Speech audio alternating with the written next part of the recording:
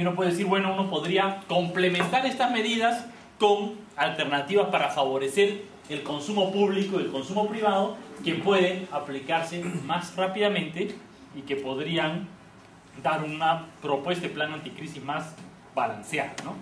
Entonces, el consumo público, uno puede pensar en medidas referentes al aumento de sueldos y salarios o a bonificaciones especiales para los trabajadores estatales, ¿no? Hay una necesidad de aumentar los salarios, una conveniencia social de aumentar los salarios porque los salarios implican mayor capacidad de compra de la gente y por lo tanto mayor demanda, mayor reactivación del aparato productivo, ¿no?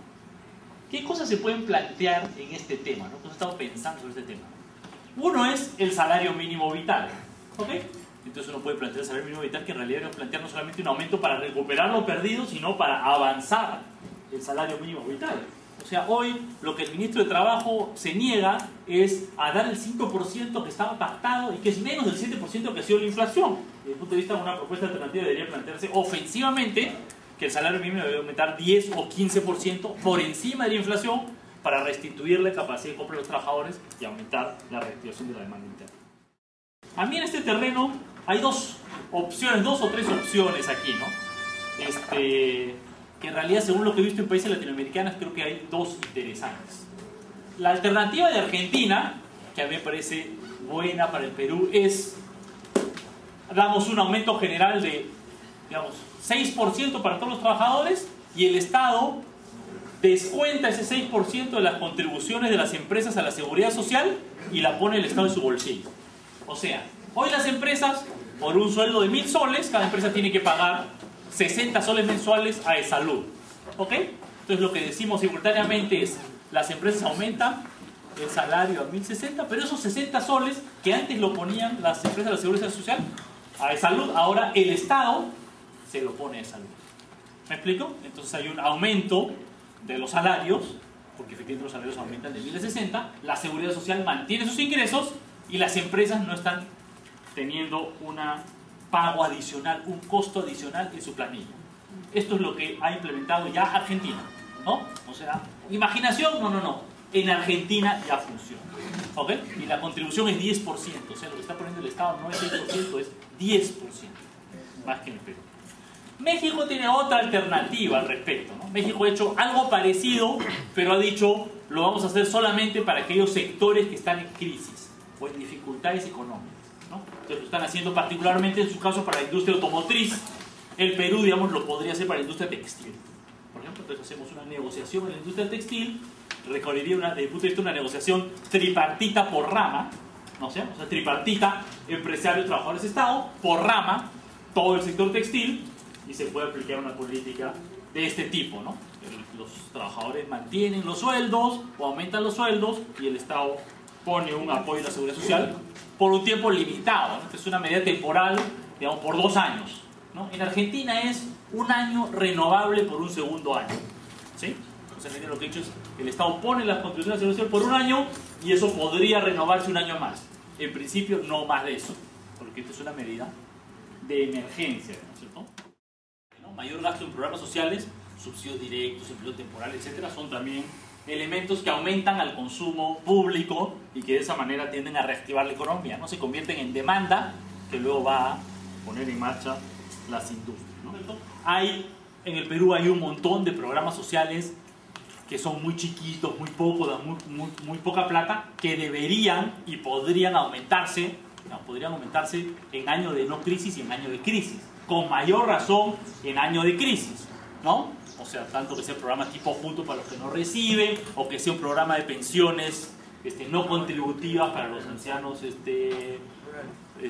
rurales o pobres, o una mejora de los servicios de salud y que no se cobre en los centros de salud, sino que esa atención sea efectivamente gratuita y de calidad, o etcétera. Pues esos programas sociales efectivamente podrían y deberían mejorarse y el momento de crisis es un momento en el cual uno puede pensar que reforzar estos programas debería ser una alternativa y de hecho uno debería pensar que de alguna manera, como ningún programa va a cubrir y llegar a todos, parte de la alternativa debería ser vamos a reforzar un poco todos los existentes. ¿Me explico? De tal manera que un poco todo lo que hay tiende a tener un poco de mejor cobertura y de presupuesto para poder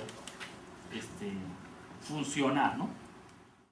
La situación de crisis da una oportunidad para pensar lo que hay que hacer en el corto plazo, o lo que es factible hacer en el corto plazo, pero a veces el corto plazo se convierte en el largo plazo, ¿ya? Porque empleo temporal, o programas juntos, o programas de apoyo alimentario y otros, con los que yo estoy de acuerdo, dicho sea de paso, ¿no? Podemos discutir después, se planteó siempre como temporal mientras que crecíamos, ¿no?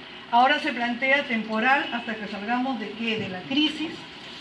Entonces, planteo eso porque quizá no le hemos sacado, creo yo, que no se ha sacado suficiente filo al proceso de regionalización o descentralización como una oportunidad de articular propuestas del corto plazo a propuestas más, no sé cómo decir, estratégicas. ¿Qué quiero decir eso?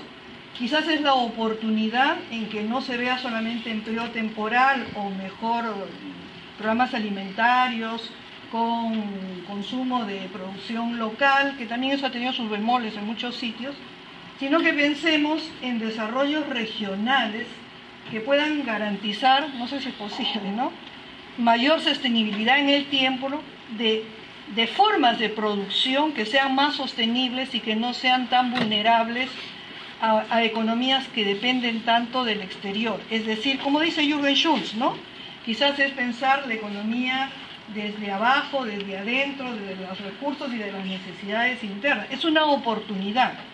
Es decir, a este programa anticrisis debería también quizás empezar a delinear, digamos, otras estrategias de otro tipo de desarrollo.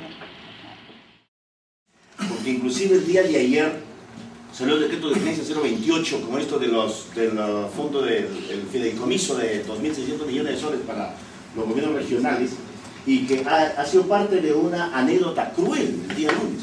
El día lunes, en la Comisión de Presupuesto, se debatió el proyecto de ley.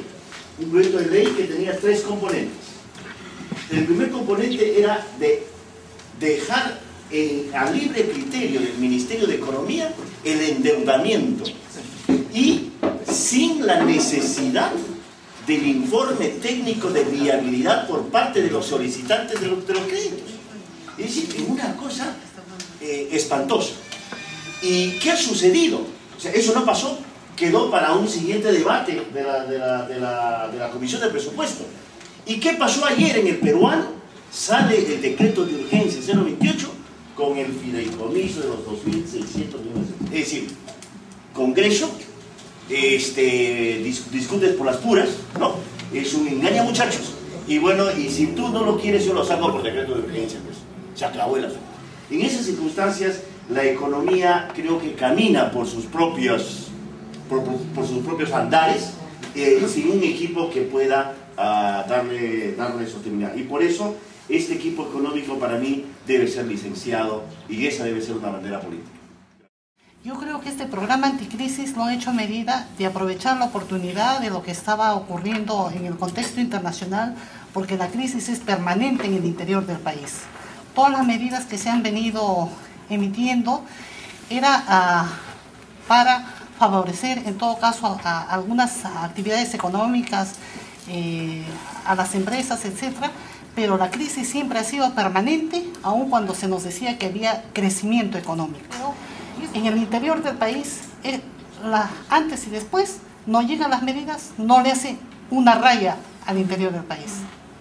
Entonces, ellos pues conocen mucho de las estratagemas, el arte de tener la razón, el arte de presentar las cosas para que todos digan, sí, efectivamente son medidas que van a, de alguna manera, a poner el pare a la anticrisis.